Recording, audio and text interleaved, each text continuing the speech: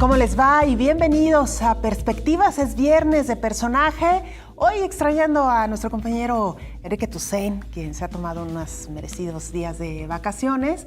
Y como el general de las personas que están de vacaciones, pero también hay muchos que nos siguen sintonizando en estos días de asueto con más calma y con mayor posibilidad de seguir este programa. Así que a todos ustedes, muchas gracias por acompañarnos en Perspectivas. Como usted sabe, es un espacio los viernes que dedicamos a hablar con algún personaje de nuestra ciudad. Y hoy, créame, no tenemos a cualquier personaje. Estamos muy honrados y muy contentos de recibir a nuestro siguiente invitado.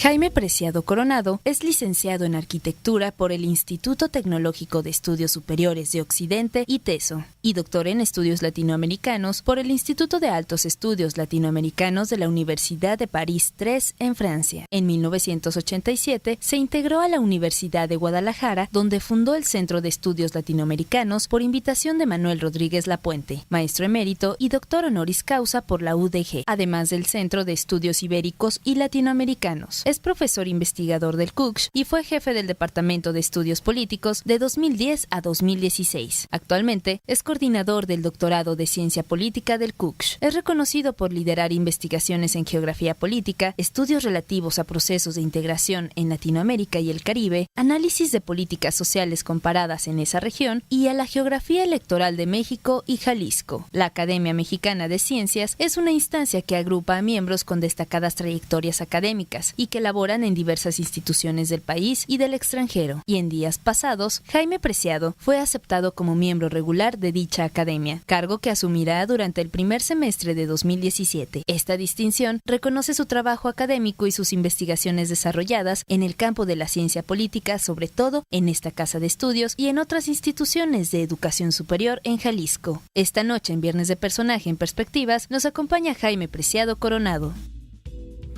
Doctor Jaime Preciado, bienvenido. Un honor compartir este espacio con usted. Buenas noches. Pues muchísimas gracias por la invitación. El honor es para mí y les agradezco muchísimo su generosa presentación. Un pequeño tributo a esta gran trayectoria tan fructífera y tan reconocida. Doctor, y si me permite, yo quisiera empezar precisamente con eso que escuchábamos hacia el cierre de su semblanza. ¿Cómo reaccionó usted ante el anuncio de su incorporación a la Academia Mexicana de Ciencias? Bueno, pues sí me dio mucho gusto porque pues la academia representa un reconocimiento de los pares. Y pues hubo alguien que de la comisión de revisión de quienes fuimos propuestos, porque además nos tiene que proponer alguien para ingresar a la academia.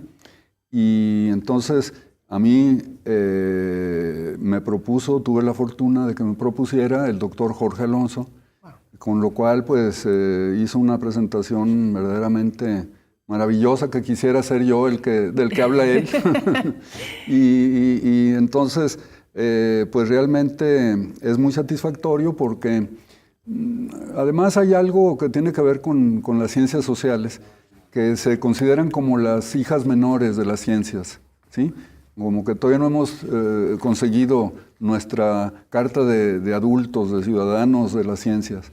Y creo que la labor que estamos haciendo quienes hemos ingresado, o ahora yo pues, que estoy por ingresar a la academia, es muy importante para que tengan mayor credibilidad, aceptación, y ello pues implica también que al confiar más las personas en esto, pues el presupuesto destinado para la ciencia tiene que ir también nivelando respecto a los distintos dominios del conocimiento que participan en ella.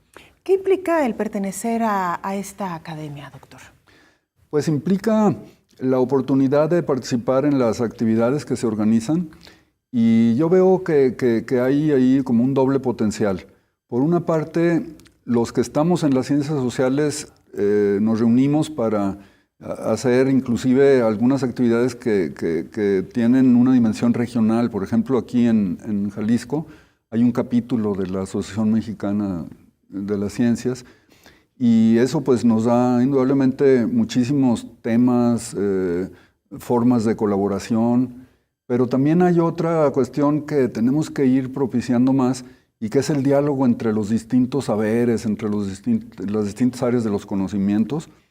Y aquí pienso particularmente en diálogos muy fecundos que se han dado ya y que no hemos impulsado, sin embargo, suficientemente, por ejemplo, entre las neurociencias y las ciencias sociales, todo lo que es, por ejemplo, el área de comportamiento, de conducta, pero no estudiado bajo esas perspectivas simplonas, ¿no? de la estímulo-resultado, sino en toda su complejidad de lo que opera al nivel de la mente, de los procesos bioquímicos que tenemos en nuestros cerebros. Y ello ha dado pie a diálogos muy fructíferos que en otras, inclusive sociólogos tan connotados, por ejemplo, como Niklas Luhmann, que murió hace unos 3 años, si mal no recuerdo, pues él estuvo dialogando, por ejemplo, con unos biólogos chilenos que estaban estudiando cómo se da el proceso de representación de las aves, de las imágenes que usan en su cerebro, ¿no? Wow. Y ese proceso de representación nos ha ayudado muchísimo en las ciencias sociales para ver qué pasa entre eso que llamamos realidad y la manera en que la verbalizamos, la recortamos, la presentamos ante los demás como algo que existe y es verdadero, ¿no? Y cómo nos llegamos a comportar también, ¿no? Así es. Muchas así veces es. no tiene que ver simplemente con un entorno social, no sé si estoy diciendo lo correcto, tiene que ver incluso con algo más profundo, como usted ya lo decía, con estos fenómenos o con estas reacciones bioquímicas dentro del organismo, ¿no? Así es, así es. Y esta oportunidad, por ejemplo, de tener contactos con matemáticos, con físicos, que se están explicando, por ejemplo, cuestiones como la teoría del caos o el problema de la incertidumbre o la cuestión de los sistemas como entradas y salidas de energía, todas estas cuestiones que hoy, si las trasladamos a la cuestión social, pues el cambio climático, por ejemplo, no nos lo podemos explicar sin tener un diálogo multi, inter y transdisciplinario.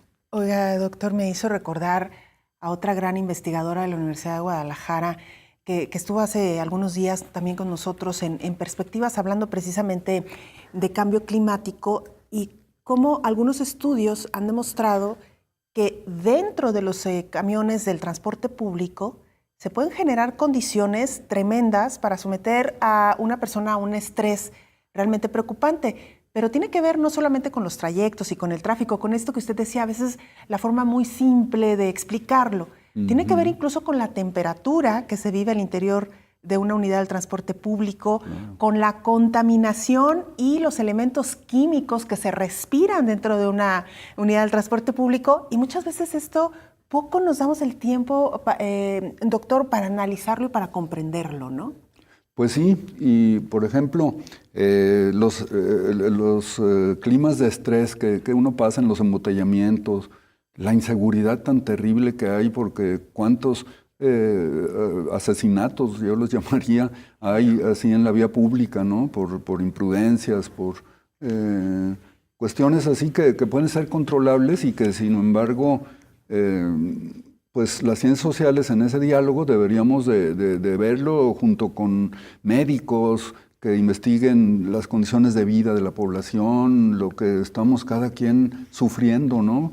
Porque eso ha sido otro de los aspectos claves del cambio científico en nuestra época, y es que, sobre todo para las ciencias sociales, se pensaba que era la economía la que explicaba todo, por arriba, por abajo, por en medio. Y sin embargo, sin restarle la importancia que tiene, pero las ciencias sociales han logrado incorporar una dimensión que antes se despreciaba porque era una cuestión extraeconómica, ¿no? Secundaria, y no, resulta que las emociones, los sentimientos, las pasiones, los problemas inclusive psicosociales, pues todo eso forma parte de lo que es nuestra convivencia, y a quienes estudiamos esas formas de convivir y los mecanismos, los resortes que están impulsando para esa convivencia, pues nos es muy importante. Claro. Doctor, antes de irnos a la pausa, lo comentábamos un poquito antes de entrar al aire y también creo que en parte de su primera intervención lo señalaba. ¿Por qué le ha costado tanto trabajo a México y a sus autoridades entender la importancia de la ciencia y entender la importancia de apoyarla con recursos para la investigación, para formar a más profesionales dentro de estas áreas? Bueno, yo creo que esto tiene una raíz muy honda en eso que llamamos la crisis del proyecto de la modernidad, ¿no? O sea, se nos dijo que pues había una especie de cielo a alcanzar, que ahora se llama progreso, ¿no? Y que ese se podría dar mediante una serie de convenciones y fórmulas, etcétera. Y pues eso invadió la manera en cómo nos explicamos la realidad. Eso tenía de bueno que pensábamos que la realidad es una y compleja, pero al mismo tiempo con partes muy diferenciadas. Y en eso hemos avanzado mucho, pero a las ciencias sociales pues se les vio más como o las disciplinas encargadas de ciertas crisis que podrían ser manejables. Por ejemplo, se me vino a la mente ahora, estando yo haciendo un trabajo en Tabasco, el gobierno del estado de la época contrató a unos sociólogos para ver cómo influían sobre los colonos para poder manejar los problemas políticos que allí había. Y entonces, por supuesto, que el manejo implicaba toda una posición política. Con esto lo que quiero decir es que a las ciencias sociales se les han guardado más como unas disciplinas de manejo, de disciplinamiento, de confinamiento de los problemas, y no se les ha dado todo su potencial que tienen cuando se le da su lugar al pensamiento crítico profundo, de que busca las verdaderas causas y las verdaderas soluciones a los problemas de convivencia y creación humana que tenemos frente a nosotros. Lamentablemente hemos dado la noticia este año de un eventual recorte para el sector de ciencia y tecnología en el presupuesto del 2017, cuando los gobiernos tendrían que estar apostando mucho más por fortalecer estos pilares. Pero si le parece, doctor, regresando a la pausa, retomamos el tema y entraremos también pues, a hablar un poquito más de usted, de su persona, de cómo ha vivido pues, la niñez, la adolescencia y todas estas etapas que forman parte de nuestra vida. Con esto regresamos, doctor. Esperemos que no se aburra el público. Seguramente no. Vamos a la pausa.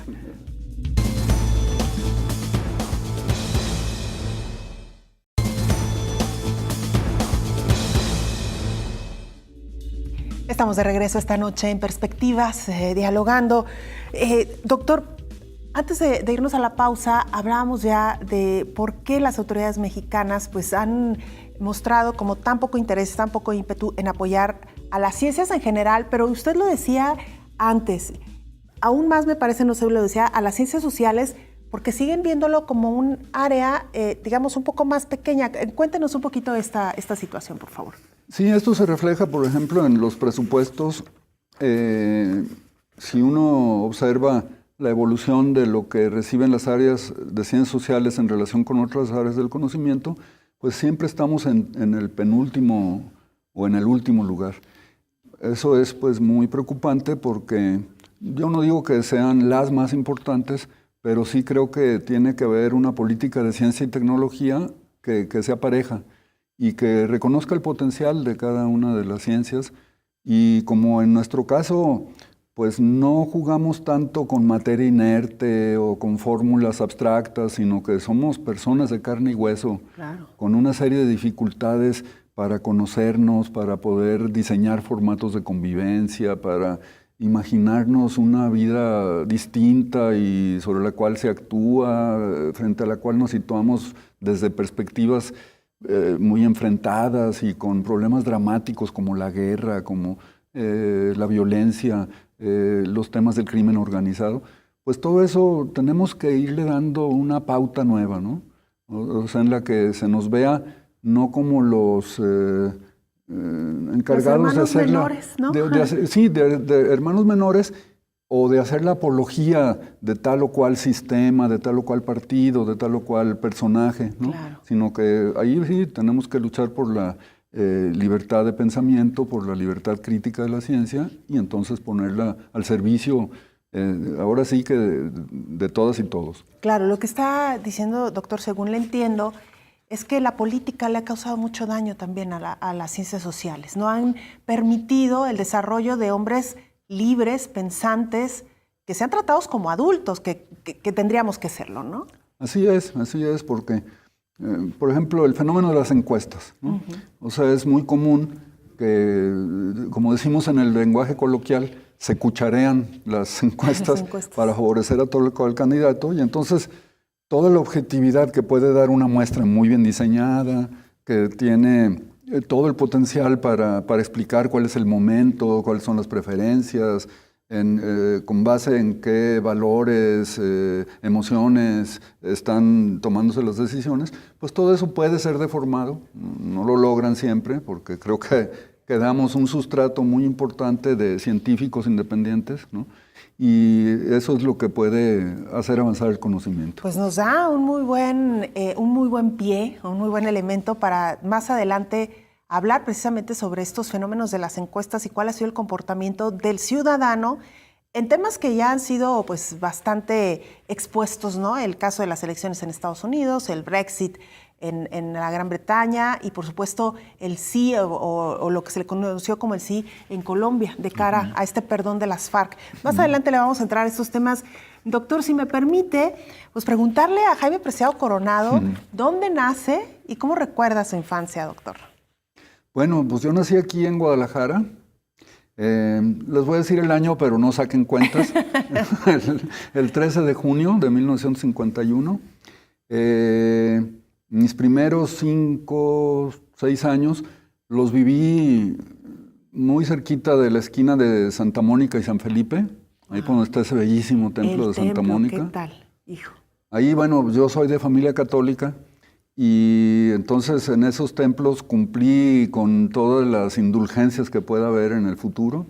Así es que yo era monaguillo ahí en ese templo todos los domingos, me la pasaba ahí desde la primera hasta la última misa.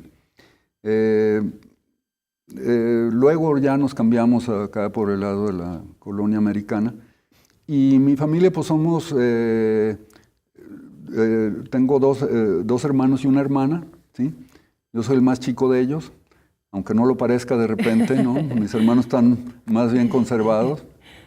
Y bueno,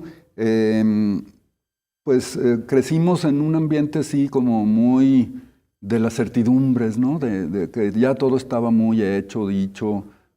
Seguí más o menos una carrera que se preveía dentro del circuito familiar. ¿Qué más le puedo decir? Pues antes de entrar a lo de su carrera, que me llamó mucho la atención, la formación académica que usted ha llevado, ¿cómo recuerda a la Guadalajara de los años 50 y máxime en un entorno, yo diría, pues privilegiado, como es el centro de nuestra ciudad? ¿Cómo fue crecer y vivir en el corazón de una ciudad como Guadalajara y con todos estos inmuebles arquitectónicos maravillosos, doctor? ¿Se podía, por ejemplo, jugar en las calles en aquella época o ya no? No, allá en el centro no, definitivamente. La atracción que había es que pues, estábamos a 2 cuadras del Mercado Corona y entonces, para mi suerte, mi madre fue una mujer muy independiente, hija de un médico que ya era muy mayor, ella pierde a su padre con pocos años, y entonces ella es de las que se lanzan, imagínense, para la época, a trabajar, y donde aprende inglés es yéndose al Mercado Corona a buscar turistas para platicarles sobre las artesanías y todo esto. Y terminó trabajando en una empresa estadounidense que era el Subpacífico, ¿no? Que eran trenes que venían desde allá. Y entonces como que eso me dio pie para una entrada con una madre con su fuerza, con sus deseos así de independencia, de superación, una mujer muy echada para adelante. Y mi padre, pues, era, como yo lo decía de chico para que sonara fuerte, yo decía, es que mi papá es licenciado, abogado y notario, ¿no? ¡Ay, todo eso era! Sí, ¿no? Entonces, pues bueno, era también una figura que me llamaba a las exigencias, ¿no? Pues ya ven, el padre siempre es muy demandante, sí, ¿no? La disciplina, el de un rigor, deber ser, de claro, una trayectoria. Por suerte, a mí ya no me tocó cumplir con la condena familiar de estudiar Derecho, ya a mi hermano el mayor le había tocado. Y entonces, pues bueno, yo ahí me hice más mi propio camino, pero muy influenciado por 4 tías que eran solteras y que pues fueron como mis segundas madres, ¿no? Entonces yo bromeaba con mis amigos de que el psicoanálisis me salía carísimo porque tenía que manejar 5 Edipos, ¿no? Claro. Pero bueno, con ellas sobre todo fueron las que influyeron en por dónde iban mis opciones y eran unas mujeres, estuvieron de una u otra forma vinculadas con la cristiada, ¿no? Ahí la casa, como estaba muy cerquita de Santa Mónica, era una casa ahí de celebración medio clandestina de las misas y eso. Claro. Y entonces ellas como que nacieron con una preocupación de justicia social, digo, de acuerdo con sus valores, ¿no? Que claro. Luego yo me distancié mucho de lo que ellas veían como positivo, pero ciertamente la enseñanza fundamental de querer que se sepa la verdad, de querer defender sus ideales, etcétera, justicia. como que en buena medida se los debo a esta familia, ¿no? Oiga, doctor, ¿y qué olores, qué sabores? Mientras decía usted que fue monaguillo, pensaba en estos inciensos tan característicos de las iglesias, ¿no? Sí. En iglesias tan antiguas como la de Santa Mónica, en un mercado como el Mercado Corona, donde también los aromas se mezclan minuto a minuto. ¿Qué recuerdos de infancia en cuanto a los olores y los sabores? Bueno, a mí me daban, por la ayuda de todas las misas, que eran como 6, me daban 50 centavos. De aquella época. De aquella época, o sea, que en esa época pues el camión costaba 25 centavos. Entonces, bueno, era como para 2 camiones. Y con eso, pues ya una pequeña robadita de vino de consagrar. Y luego ya la cuadra esta de Santa Mónica hasta el, ¿cómo se llama? El Mercado Corona. Era donde estaban las cartitas para los álbumes y las dulcerías, entonces todo eso. Así es que mal recibía el dinero cuando me lo gastaba y pues allí era todo ese olor así a esos dulces como de azucarados fuertes, ¿no? Sí. El olor a las cartitas, a los álbumes. Y luego, pues bueno, ya llegar al Mercado Corona, en donde ahí sí que había de todo, pero siempre un mercado como muy vivible, ¿no? Claro. Que uno de chico, yo me pude ir perfectamente a los 5 o 6 años solo y andar ahí vagando por el mercado, etcétera, etcétera. Sí, sin el riesgo o lo peligroso que hoy resulta, sin duda alguna, para los niños salir incluso a las calles, ¿no? Así a los alrededores de sus viviendas. Así Doctor, antes de irnos a la pausa y para ir avanzando un poco en su adolescencia y edad adulta, usted estudia arquitectura en el ITESO. Sí. Una profesión, ya nos contará si la ha ejercido o no, porque finalmente su trayectoria hoy está centrada más en las ciencias sociales. ¿Cómo se da ese viraje? Primero, ¿cómo elige estudiar arquitectura y luego cómo vira de la arquitectura a las ciencias sociales? Sí. No, es que ahí fue un cambio muy interesante porque además de estas tías, yo tenía un tío jesuita que estaba trabajando en el ITESO después de haber andado por muchas partes del mundo.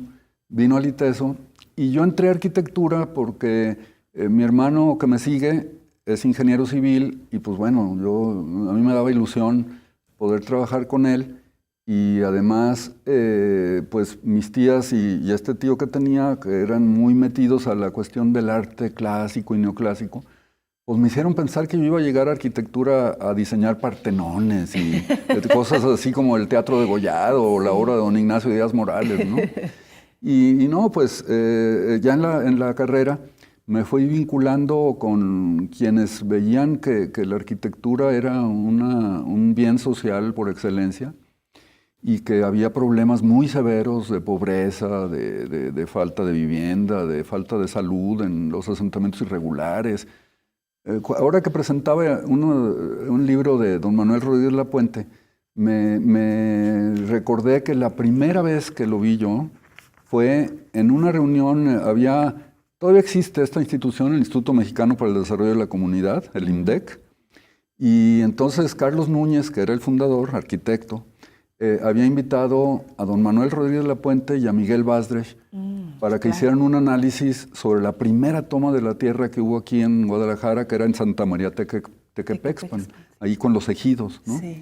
Y entonces, pues bueno, a mí me iba causando mucha inquietud todo eso. Así es que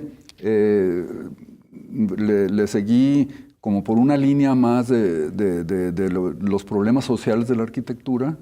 Entonces me leí, por ejemplo, el problema de la vivienda de Federico Engels y entré a estudiar el manifiesto comunista y los problemas de la justicia y todo eso, al grado que tardé más de 5 años en que me aceptaran mi tesis porque no era una tesis de arquitecto.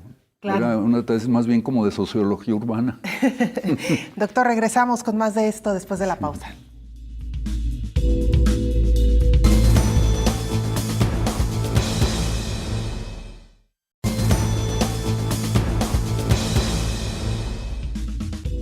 Estamos de regreso en Perspectivas.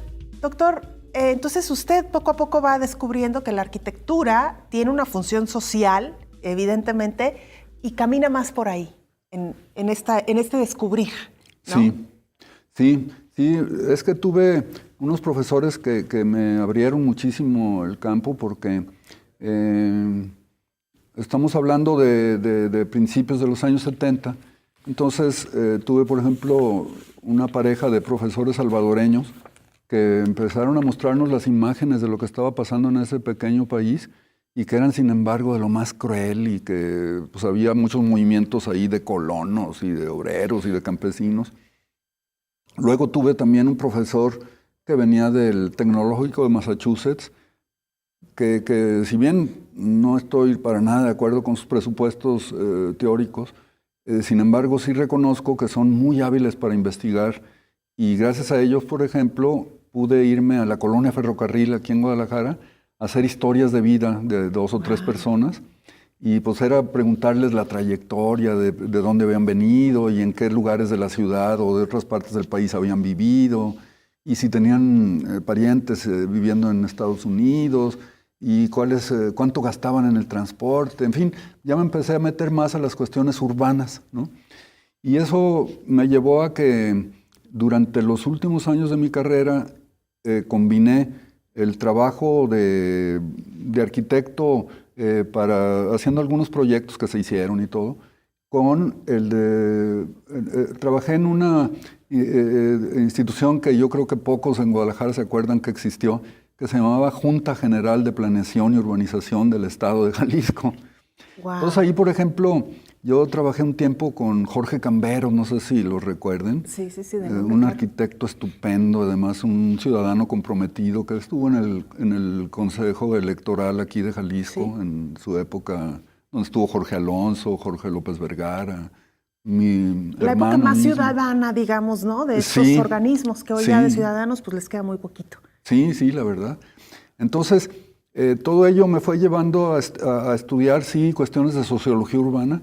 Yo en el 78 me voy a vivir a Jalapa y en esa época aterrizo allá, entre otras cosas, en la Universidad Veracruzana y doy clases en arquitectura, en antropología y en sociología alrededor de la cuestión urbana. Wow. Entonces, más que nada me indigesté, tengo que confesarlo, ¿no? Porque así leía como descosido, no todo lo asimilaba, no todo lo podía publicar, pero sí me llevó a ese campo, ¿no? Hijo, lo interesante, doctor, cómo ha ido engranando las diferentes historias y las diferentes materias y disciplinas de la arquitectura, cómo luego pasan las ciencias sociales desde el punto de vista de la arquitectura también, sin dejarlo. Luego ahora de las ciencias sociales, como también vistas desde otras disciplinas y desde otras ópticas. Sí. Es decir, que el tejido ha sido bastante rico en colores y en texturas también, ¿no? Lo podemos decir. Sí. Doctor, antes de que nos cuente un poquito sobre cómo fue el ser un joven, un adolescente quizá, en este despertar precisamente de los jóvenes a nivel mundial, ¿no? Después del 68 en nuestro país, ustedes decían los albores de la época de los 70s. ¿Cómo se era joven en aquella época? ¿Cómo se vivía la ciudad? ¿Cómo se veían las autoridades? ¿Cómo se vivía también este llamado a la rebeldía que entonces se anunciaba por todas las partes del mundo, ¿no, doctor? Sí, fue una época pues muy asociada, yo diría acá sobre todo al rock, porque La verdad es que hay que hacer un buen análisis sobre lo que significó el 68 mexicano aquí en Guadalajara.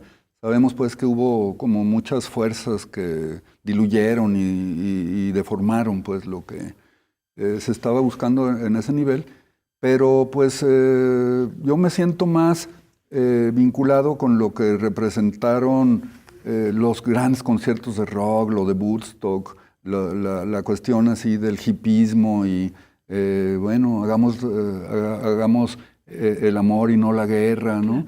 En fin, toda una parte de liberación, de cuestionamiento, que luego va a tener un encuentro muy especial con todo lo que significó, pues por un lado la Revolución Cubana y por otro el golpe de Estado de Salvador Allende, ¿no? Claro. O sea, en 1973 es cuando yo doy el paso así como más definido en el que me llama la atención la vida de partido, el irme explicando en buena medida la herencia de esta cuestión de los estudios urbanos me llevó a los estudios regionales y entonces a un contacto muy estrecho con la geografía, ¿no?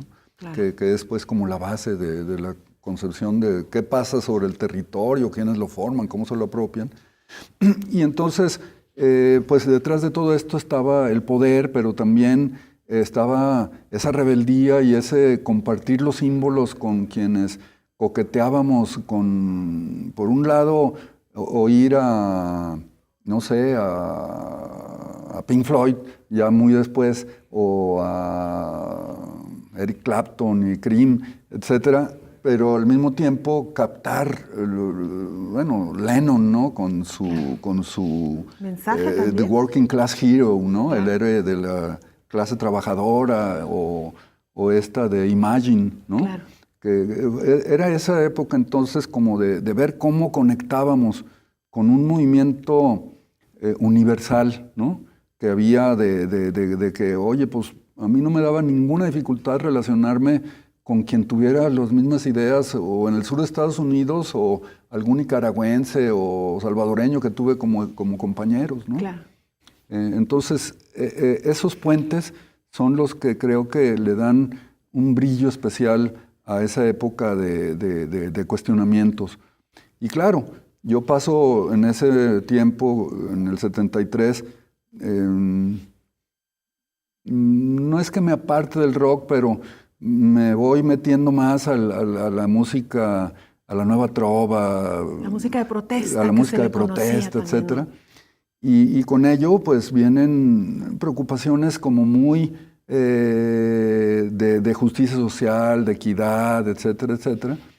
Y como decía, de búsqueda entonces también de los medios para poderlo hacer. Claro. Y esos medios era pues preguntarse sobre el problema de la democracia, de los partidos políticos, de las relaciones con Estados Unidos y lo que significaba. De derechos, sí, y lo que estaba significando ya ese concepto con el que me fui ya enamorando, que es el de la geopolítica, ¿no? Claro. Entonces, oye, pues yo estuve mucho tiempo vinculado con la formación del Partido Mexicano de los Trabajadores, y el ideólogo principal de este partido era Eberto Castillo, que pues bueno, era una eminencia en los temas petroleros, y de hecho yo cuando me voy a Jalapa me voy a investigar el impacto de la industria petrolera sobre el desarrollo regional, ¿no? Claro. Oiga, doctor, antes de pasar a las fotografías que amablemente usted nos ha compartido, vamos a abrir un poco ahí el álbum personal, sí.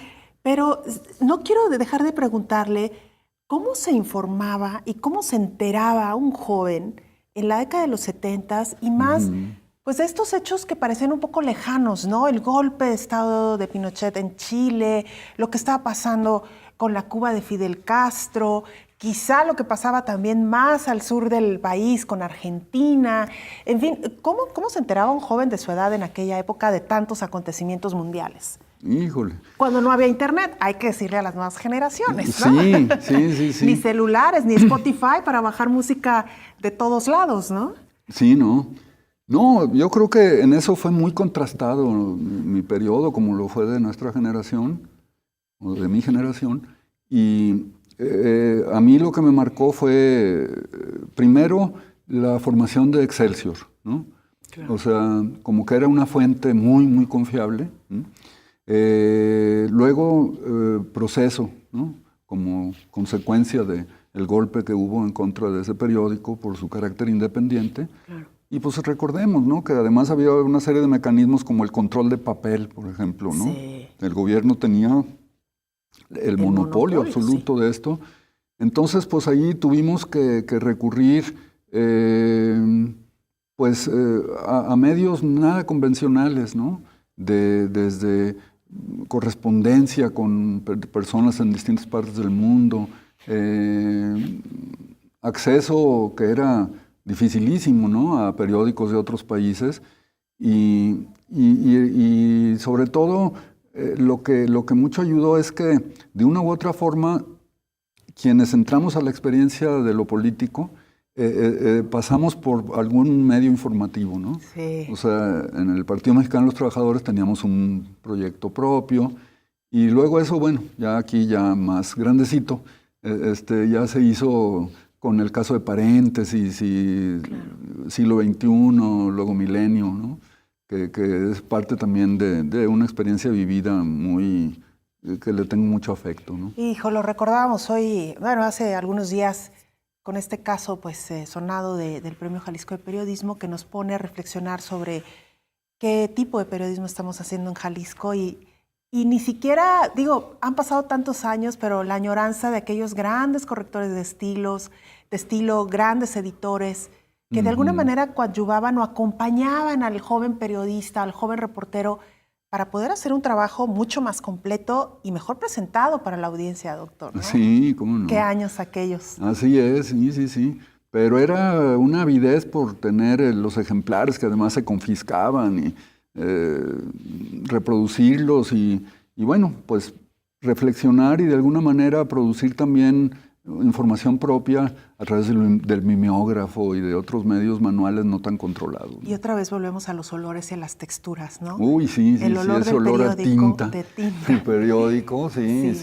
Quienes tuvimos la fortuna todavía de estar en algunas rotativas o cerca de las rotativas, sí, estos olores nos acompañarán siempre o el momento de hojear los diarios y todavía mancharse los dedos, ¿no? Así es. Así que bueno, doctor, vamos a ir a una pausa, pero ahora sí vamos a regresar con las fotografías. Quisimos mejor dedicar el tiempo suficiente para que nos narre con detalle algunas de las instantáneas que aquí nos ha presentado. Ah, muy bien. Vamos a la pausa, regresamos.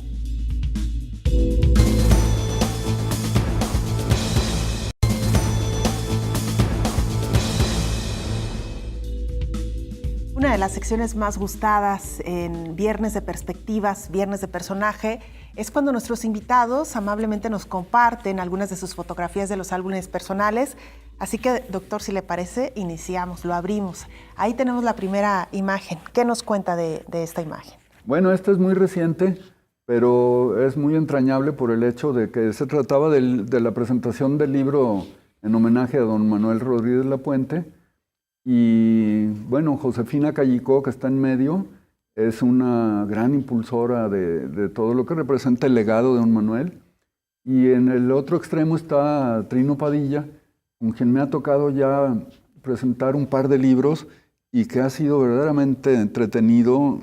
La chispa de Trino es algo que le da mucha frescura a este tipo de cuestiones. Claro. Tenemos una siguiente imagen. ¿A quiénes tenemos ahí? Sí, en este caso es también más o menos reciente, en septiembre de este año. Está el doctor Javier Hurtado a la izquierda y a la derecha el doctor Pepe Gómez Valle.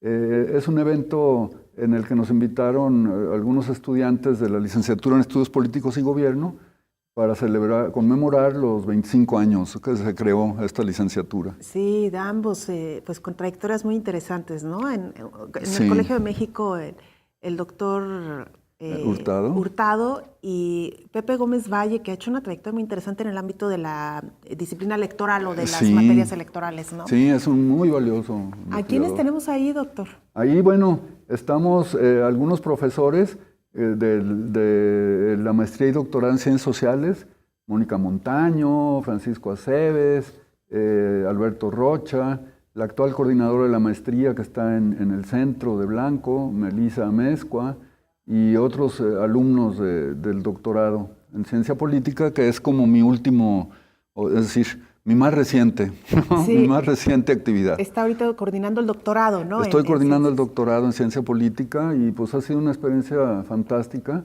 porque logramos introducirlo al Padrón Nacional de Programas de Calidad del CONACYT. Wow. Se generó una muy buena planta de profesores. Hemos tenido muy buen respaldo acá por parte del rector Héctor Raúl Solís Gadea y su staff, ¿no? Carla Planter, Guadalupe Moreno. Así es que por eso me parecía importante, ¿no? De alguna manera recordar eso. Sin duda alguna. Además, qué interesante también el convivir con jóvenes, ¿no? Sí. Que se están preparando, se están Sí. haciendo un doctorado, ni más ni menos, en las Sí. ciencias políticas. Sí, ¿Quiénes sí. están ahí, doctor? Y ahí, bueno, es una foto con los estudiantes que estuvieron más activos en un congreso que hicimos el año pasado de la Asociación Mexicana de Ciencia Política. Y entonces, pues ellos fueron los más activos en el comité organizador y bueno, están a mi derecha. Está el maestro Joaquín Galindo, quien es el coordinador de la licenciatura en Estudios Políticos y Gobierno, y a mi izquierda está el doctor Héctor Raúl Solís, por ahí está el doctor Francisco Aceves, y los estudiantes activos, ¿no? Que han estado impulsando esta asociación. Tenemos más instantáneas, si no nos pueden poner por ahí. ¡Ay, qué bonita fotografía! Bueno, Cuéntenos. esa es la única íntima, ¿no? Que tengo. Y es una nieta que me da mucho orgullo. Cumplió 2 años ahora en septiembre y es la única nieta que tengo por ahora. Wow. Así es que, bueno, el mundo de los abuelos, ¿no? Que ya es otra dimensión así de la educación sin compromisos presionantes. ¿Qué edad tiene? Tiene 2 años. 2 añitos, la nos niña. decía. ¿Y cómo se llama? Se llama Lucía Andrea. Lucía Andrea, qué bonito nombre. Y ahí, doctor, ¿a quiénes Y tenemos? ahí estamos, el que está de negro en el centro es Óscar Romero, que se acaba de titular por el Departamento de Estudios Internacionales, bueno, ya hace casi 2 años. Y nada más como para pensar en que otra de mis áreas de satisfacción muy grandes ha sido la de impulsar a la formación de tesis, ¿no? Porque Claro. Óscar, pues es una tesis de licenciatura. Tengo 18 tesis que he dirigido en doctorado. Wow. Y algunas de ellas premiadas. Casi todos los que he dirigido en doctorado han entrado al Sistema Nacional de Investigadores. Entonces, pues bueno, es una satisfacción muy importante. La importancia de concluir los periodos, los ciclos, ¿no? Sí. Coronarlos con estas tesis, con Sí. estas titulaciones. Y bueno, yo espero que esto no se convierta en una joya de lo que ya casi no hay, porque es cierto, las universidades tienen la presión por tener la que llaman eficiencia terminal, y entonces ahora hay muy pocos de los que salen de licenciatura con ganas de hacer una tesis, porque es muy absorbente, muy demandante.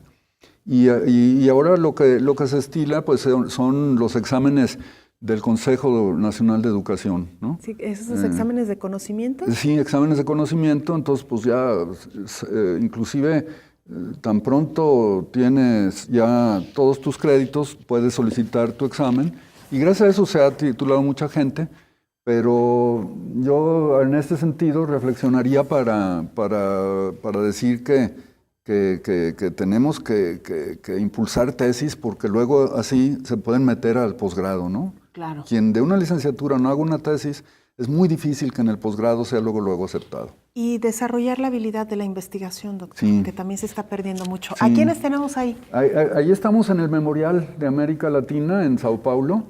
El que está adelante de mí es el doctor Luis Ayerbe, que dirige un centro de estudios culturales en la Universidad Estatal de Sao Paulo. Y esta la pensé como para hablar de que las experiencias más intensas, más ricas que he tenido es en todo este tejido, ¿no? que tenemos con América Latina y que, pues bueno, nos acompañan también gente de España e inclusive de Estados Unidos, ¿no? Claro. Ellos participan en una red que coordino yo desde 1998, ¿no? y que es de investigación sobre la integración latinoamericana y caribeña. Entonces, el Centro Memorial de América Latina fue algo como muy exitoso de una época en la que se creía en el gran potencial de América Latina. Sí. Y no sé si se acuerden de este arquitecto que falleció hace cosa de un año o algo así, Oscar Niemeyer, que es el que proyectó Brasilia, hizo también el Memorial de América Latina. Entonces, por eso lo traje a colación, ¿no? Claro. Como un centro de ese tipo. Y esa foto pues es complementaria porque tiene que ver con la Universidad Estatal de Sao Paulo, con la que hemos hecho convenios de coordinación vía la Universidad de Guadalajara. Hemos publicado cantidad de libros comparativos entre México y Brasil, que Brasil es todo un desafío para la comprensión de lo que somos y lo que podemos ser, ¿no? Claro. ¿Tenemos más instantáneas? Ahí tenemos una más, doctor.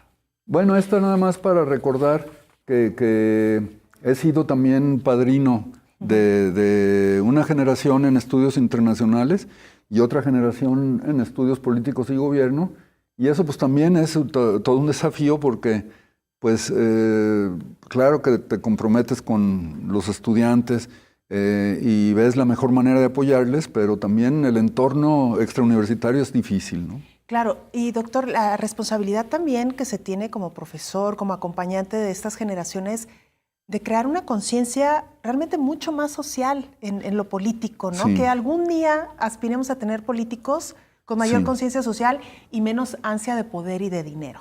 Así es, así es. Y luego, pues, lo que algunos llaman como la razón indolente, ¿no? De que ya nos viene como por Reader's Digest, ¿no? O sea, ya que me lo den masticadito digerido, para que no me cueste trabajo. Y sí, pasar, por ejemplo, en el Departamento de Estudios Políticos, del opinionólogo al politólogo, híjole, nos ha costado muchísimo. Mucha disciplina. ¿Tenemos una más, doctor?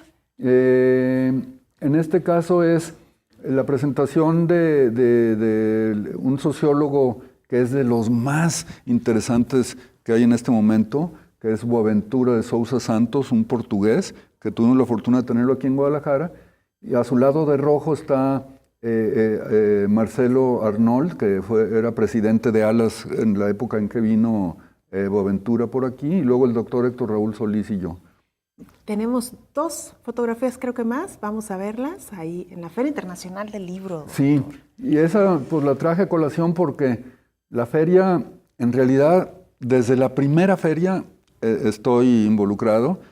Era el primer momento gracias a Margarita Sierra y Mari Carmen Canales, con las que hicimos el primer encuentro de ciencias sociales, con sillas de kinder en salones así que estaban ahí donde ahora está Expo Guadalajara, con esos salones fenomenales. Sí. Y nos oíamos de un lado a otro porque eran unas mamparas así como de 1,5 metros, ¿no? Entonces, pues qué contraste, ¿no? Esa, si mal no recuerdo, es la feria dedicada a Alemania, y estaban ahí Marianne Breik, que es la directora del Instituto de Estudios Iberoamericanos de la Universidad Libre de Berlín, y Carlos Alba Vega, otro jalisciense que vive en el DF, y que trabaja en el Colegio de México. Y miren lo que se ha convertido la feria, ¿no? Ni más ni menos. Qué orgullo para quienes participaron en el Sí, inicio. la verdad. Y esta última pues es para recordar estos medios con el programa que hace Diálogos del Pensamiento en Radio Universidad, que ahora se está transmitiendo los sábados. Y entonces, pues en alguna ocasión que me invitaron a participar, y ahí pues estando muy contentos, ¿no? Con todos los colegas, y ahí fue donde, por cierto, conocí a Edith, ¿no? Ah, y mire, tenemos una más que yo ya quería despedir, pero no, bueno, ahí tenemos, qué pues bonita esa fotografía. Es así como la de la militancia, ¿verdad? Súper bien. O sea, en el área de ciencias sociales es muy difícil abstraerse de los temas de la libertad, de la justicia, de la equidad. Y en este caso, pues era una asociación que hicimos de académicos en apoyo al movimiento Yo Soy 132. Ay, ¿sí? Doctor. Oiga, pues se nos van a quedar muchas anécdotas en el tintero. Lamentablemente el tiempo se nos agotó. Incluso ahora que habla de esta parte del activismo social que usted ha estado también muy presente, Y si me permite, voy a cometer una pequeña indiscreción. Le preguntaba al doctor por su cabello largo, por su pelo largo, y me decía que pues esta es tiene un símbolo muy particular. No es que usted se haya quedado en la época hippie que la tuvo, ¿no? Tiene que ver con una época de represión en nuestro estado. Sí, es en solidaridad con los jóvenes que fueron reprimidos por el gobierno de Ramírez Acuña y que pues fue en época del movimiento de los altermundistas y también cuando hubo toda esa represión contra los jóvenes en Tlajomulco, contra las fiestas rave y todo esto, aunque vivía un ambiente francamente represivo y entonces es como para que no se me olvide. Que no se le olvide a usted y que no se nos olvide a nosotros. Sí.